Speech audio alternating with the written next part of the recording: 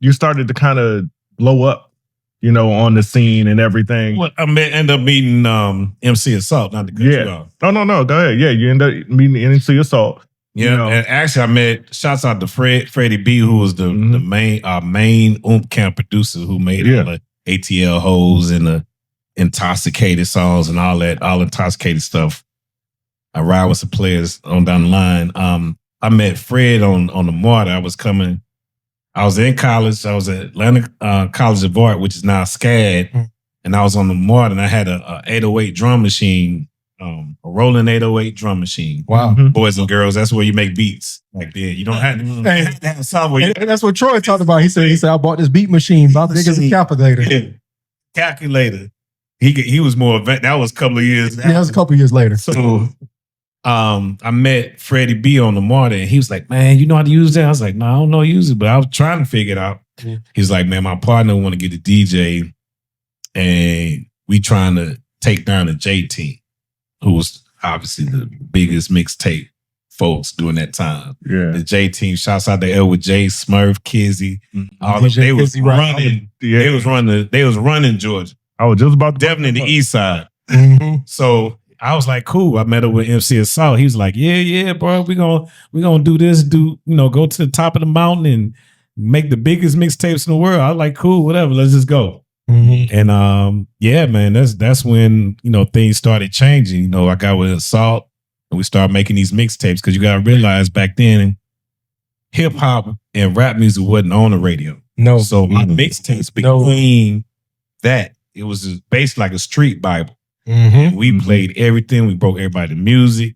We talked about like Outkast. We broke everybody's music through them mixtapes. Right. And then Freaknik was cracking during that time. You was right on time. It was right on time. Because you could give them the mixtape and they could take it back where they right on time. So you had people from Ohio, you had people from West Coast, New York, down in Miami. You know, they come and get them mixtapes, and we was setting up shop too. We had about 50 stores, and so we set up shop everywhere. And we was out them slanging them tapes. Man, I remember as a kid watching Arnell Starr, and they played What's Up with the Bankhead Bounce. And I was a huge like Kizzy Rock fan. And seeing him in the music video, I was like, man, Atlanta's here. Like, y'all have no idea. And Kizzy Rock. Yeah, man. So it was King of the Eastside. Shout out to my boy Kizzy. So tell me, for you, man, we've heard a lot of different people's stories about Freaknik. For you as a DJ, what was that like? Because we always hear the stories about the partying, but as a DJ, you had to have like a really cool view of it. No, I did. I mean, I was an entrepreneur. Like me and Assault, Big On, we was out there hustling, man. We was working, making money, man, taking care of families. We took care of plenty of families. Right. Just off these tapes. Like me and Assault, we'd be up, shouts out to store of Marvin. We have like a table like this with about 50 tape decks, and we'd be in that motherfucker ejecting each one, putting in tapes, recording, dubbing, take them out. Like we had an assembly line going. Yeah. And you know, we was out there hustling every day doing Freaknik. So I would be at V doing the mix show, come back go to 559 the next day, which was the biggest ghetto Atlanta club at that time. Shouts out to Mike Cato. All this would be going on.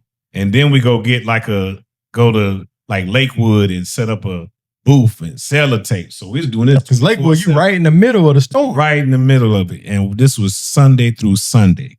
Then we might hit Simpson Road and slang tapes. Go to the BP over that way. Like this, we did this every day. Right. Y'all putting in grind like. Yeah, Sunday through Sunday, because one, we had to make money. We didn't have no regular jobs. Right. I mean, I used to work at Peppermint Records before that. Yep. I remember that spot.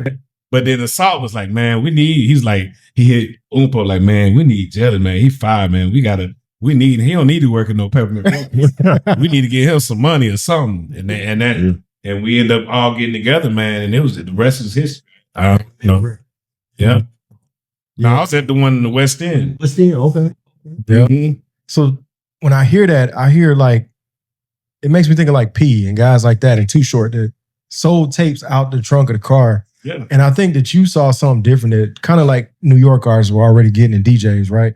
They already understood the power of the mixtape. Yeah. But that just didn't get here. And y'all's approach, if you can go into that with the mixtape, tell me like why y'all switched up the approach. Because typically a mixtape was just a bunch of random songs put together. It wasn't no actual. I mean, no, because you think about the J Team, they had mixes like. Well, I mean, traditional, like if you think about like New York mixtape, it'd be New York mixtape was. Y'all approached a mixtape like an album. How did y'all come to that? Our thing was more like we did production, like Smurf and them and the J Team. They were doing like the slow music with the fast beat. And they might do like a 15-minute segment of that. Then they might come with some regular hip hop stuff, 15 minutes. We took like each thing and explored it. We might have a whole booty shake tape with slow music, 90 minutes of booty shake and slow music together. We exploited the shit out of that. We would add an 808 drum machine. We really brought production to mixtape. And that really changed how people did production in Atlanta. That whole from 90 to 2000 easily. Like we influenced a lot of folks. And they would tell you that. You go down to Shorty Red, to Lil Jon, like we would just take stuff and flip it, mash it up as the kids call it now, and change it. We would do production. And I have Intoxicate on there rapping and Sammy Sam on there rapping. Because to me, I was influenced personally by like Dr. Dre. Right. He used to do swap meet mixtapes where he would have all these different tracks running together, and then he have like Eazy-E and them rapping on an Ice Cube. I was like, yeah, he broke that shit. So that's what he did with our shit. Exactly. Yeah. So I know you were talking about the Oomp Camp records. What were like your first group of artists, and who actually really just set it off for you all? Well, our first group of artists was Major. Before you do that, okay, yeah. Go. Talk about how Big Oomp started. Okay. Because you mentioned him earlier when during the early Freaknik days. He was out there with. Yeah, so Big Oomp started because we all met through a mutual friend of Oomp's. And they friend, shouts out to Big Lee, he was like, man, you need to get with them boys. Them boys be out there hustling, they doing their thing. You need to connect with them, man. And Oomp got that bag behind us. It's like, look, man, if y'all want to expand, let's do it. Boom, boom. And that's how, so it started with the DJ Jelly MC Salt mixtape. Then we end up creating Big Oomp Records after that. After we build our name and our brand, then you start hearing Big Oomp. I'm DJ. We started creating that brand after the DJ Jelly MC and Salt brand. Gotcha. Hey, that's okay. Gotcha. This was around like 95 or so? 95 is when the whole Oomp Camp thing really started really hitting hard. Okay. And then really Sammy Sam set it off. Gotcha. Our first act was Major Bank, which was MC and Song. Yeah. I remember. It was MC and Song, Starvin Marv, and Loco the Lunatic, which Loco is like most phenomenal lyricist to me in Georgia. One of the top ever. Gotcha. So we started there. Major Bank didn't really, it was kind of like a offset of some NWA kind of Atlanta shit mixed together, but it did on.